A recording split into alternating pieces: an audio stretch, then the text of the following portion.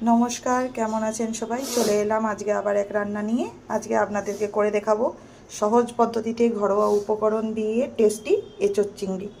আর এই এঁচোড় চিংড়ি বানানোর জন্য আমার লাগবে আলু, এঁচোড়, চিংড়ি মাছ, আর মশলাতে লাগবে পেঁয়াজ কুচি, জিরে বাটা, আদা বাটা, রসুন বাটা ও একটা মিডিয়াম সাইজের টমেটো।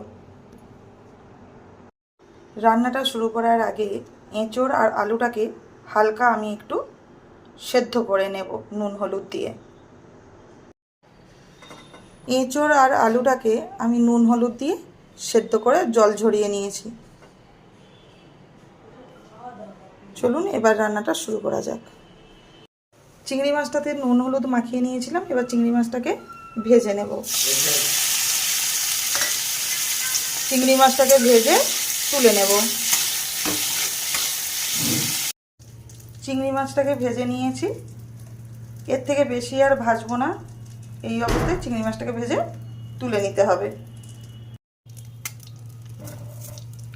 চিংড়ি মাছ ভাজা তেলের মধ্যেই হালকা করে তেল অ্যাড করে দিয়েছি। এই তেলের মধ্যেই এঁচোড় আর আলুটাকে দিয়ে ভেজে নেব। এঁচোড় ও আলুকে ভেজে নিয়েছি, এবারে এটাকে তুলে নেব।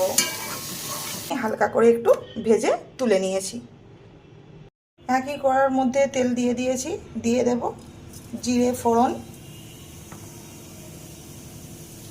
দেব শুকনো লঙ্কা, আর দেব দুটো তেজপাতা। জিরে ভাজা থেকে একটা সুন্দর গন্ধ বেরিয়েছে। এবার এর মধ্যে দিয়ে দেব কুচনো পেঁয়াজ।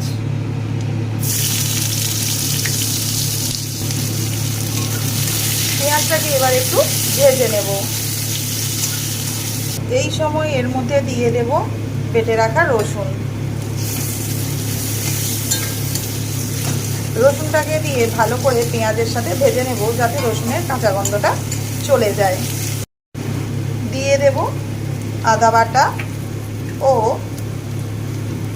জিরে বাটা। জিরে ও আদাটাকে একসাথে মশলার সাথে কষিয়ে নেব।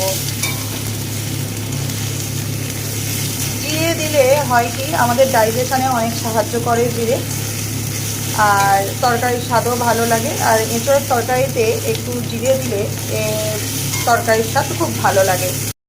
দিয়ে দেব টমেটো, দিয়ে দেব নুন।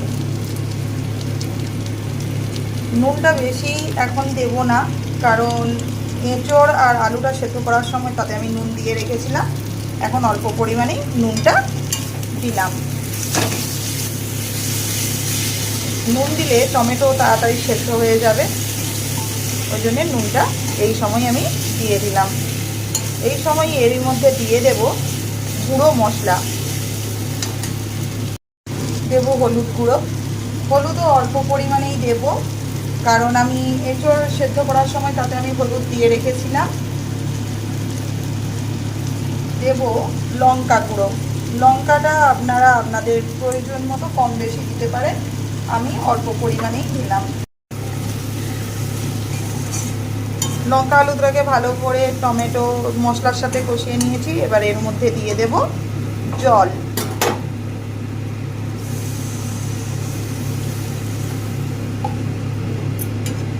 জলটা দিলাম, টমেটোটাও সেদ্ধ হয়ে যাবে আর মশলাটাও ভালো করে কষানো হবে। দিয়ে দিয়েছি জল। এবার এটাকে মশলাটাকে টমেটোটাকে সেদ্ধ হওয়ার জন্য কিছুক্ষণের জন্য এটাকে ঢাকা দিয়ে দেব।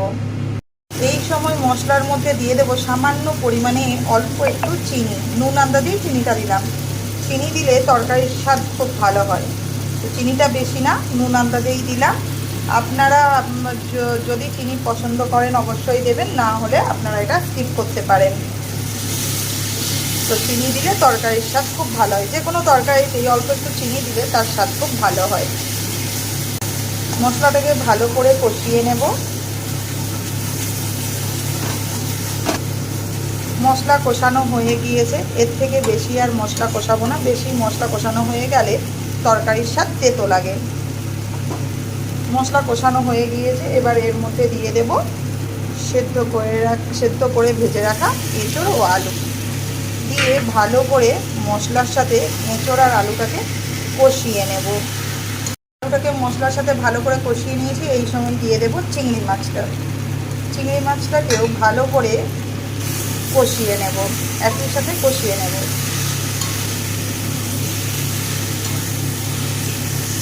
সমস্ত কিছু ভালো করে কষানো হয়ে গিয়েছে। প্রথমেই আপনাদেরকে বললাম যে এখন প্রত্যেকটা বাড়িতেই গ্যাসের ক্রাইসিস চলছে। তো গ্যাস খরচ বাঁচানোর জন্য আমি সমস্ত মশলাকে, সমস্ত কিছুকে কড়ার মধ্যে কষিয়ে নিয়েছি। কষিয়ে নিয়ে এবার এটাকে প্রেসার কুকারের মধ্যে করে নেব, তাহলে অনেকটাই আমাদের গ্যাস খরচ কমে যাবে। সেই গ্যাসের খরচ বাঁচাতেই আজকে এই রান্না। প্রেসার কুকারে সমস্ত কিছু দিয়ে দিয়েছি। এবার এই তরকারি আন্দাজে জল দিয়ে দেব। আর জলটাকে আমি সেই মশলা কড়ার মধ্যে, যেই কড়ার মধ্যে এঁচোড়টা কষিয়েছিলাম তারই মধ্যে জলটাকে আমি গরম বস করিয়ে দিয়েছি। আর এই তরকারিতে অবশ্যই গরম জল ব্যবহার করবেন, তরকারির স্বাদ খুব ভালো হয়। জল গরম হয়ে গিয়েছে, সেই জলটা এবার এর মধ্যে দিয়ে দেব।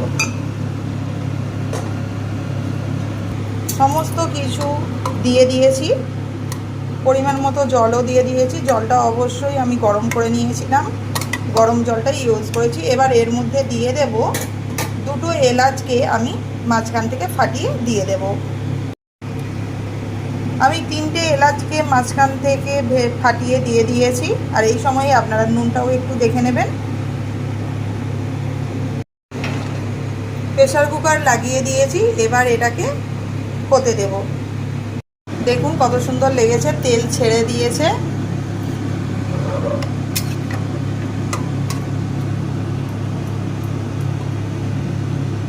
এবার এটাকে একটা পাত্রের মধ্যে ঢেলে নেব। প্রেসার কুকার থেকে ঢেলে নিয়েছি, কত সুন্দর লেগেছে দেখতে।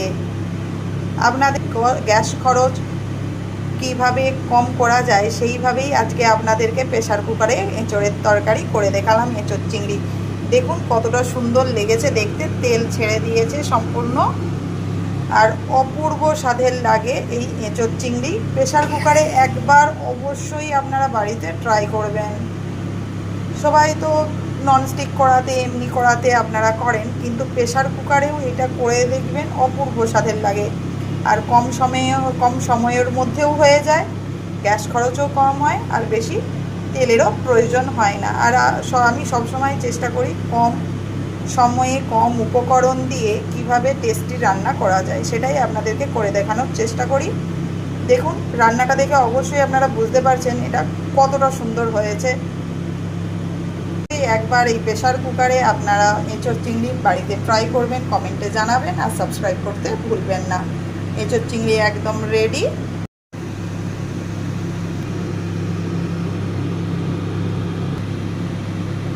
যদি আপনারা গ্যাস খরচ বাঁচাতে চান, সময় বাঁচাতে চান, অবশ্যই একবার এইভাবে আপনারা বাড়িতে ট্রাই করবেন। আর যদি পছন্দ হয় অবশ্যই কমেন্টে জানাবেন, আর সাবস্ক্রাইব করতে ভুলবেন না।